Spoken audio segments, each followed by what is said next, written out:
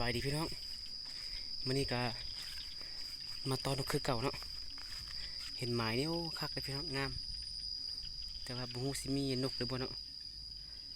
เขาว่านเข้าแต่ว่ายาวเติบเข้ากันเนาะ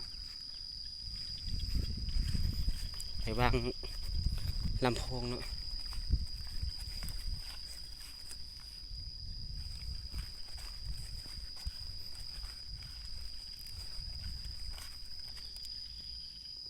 โอเคพี่น้องมันยิงอยู่เถียงกันเนาะแต่ย่างปกไก่ไปได้ประมาณอยู่20 กว่าเมตรเนาะมือก่อนเขามาอันนี้ยิงอยู่พุ่นเนาะอยู่วันเงินหลังสีขาวพุ่นเนาะแต่ว่าคนหลายพุ่นตอบมาได้นกแต่เห็นนกลายอยู่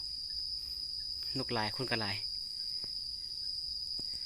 โอเคพี่น้องเขามารุ่นหมายนี่ว่ามันสิมาได้บ่เนาะ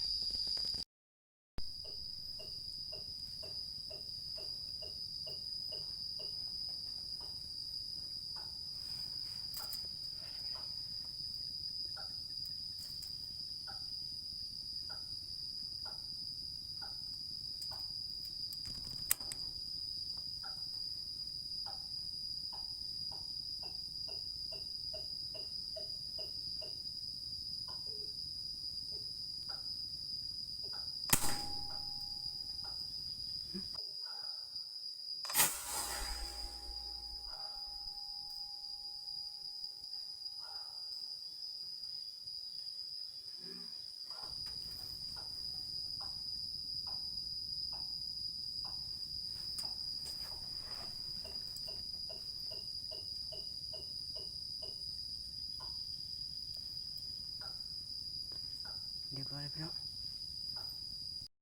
เบิ่งผลงานพี่น้องแถวนี้มีตัวเดียวเนาะแหล่งเข้ามาเลยก็ไปกันฮะเกือบถ่ายบ่ทันพี่น้อง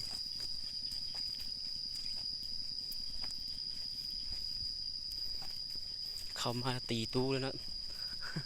เตะตู้เลยคิดว่าสิบ่อยู่ก็ได้พี่น้องเลยอยู่เฉย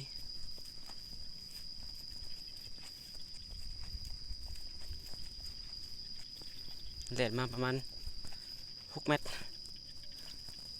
เรียบร้อยพี่น้องมันโอ้เข้าไวตัวนี้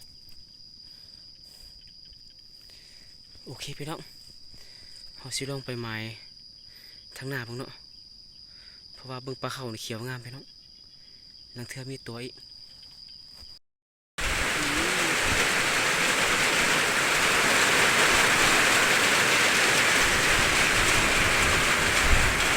ฝนโคตรแห้งเลยพี่น้องเอ้ยมาเนี่ย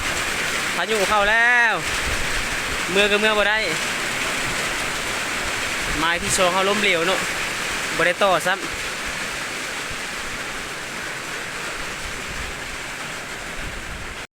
หลังจากฝนเศร้าก็ลุยต่อพี่น้องโมงก็สีค่ำแล้วโมงก็ได้5 โมงปลาย6 โมงละสิได้เต็มส่งอยู่บ่วันนี้สรุปผลงานนะพี่น้องได้3 แต้มเนาะเธอมาเนี่ยได้2 ตัวเนาะแต่ว่ามันค่ำแล้วบ่ได้ใส่สโคปถ่ายเนาะมันมืดพอละถ่ายก็บ่เห็นโอเคพี่น้อง3 แต้มหมานอยู่มื้อนี้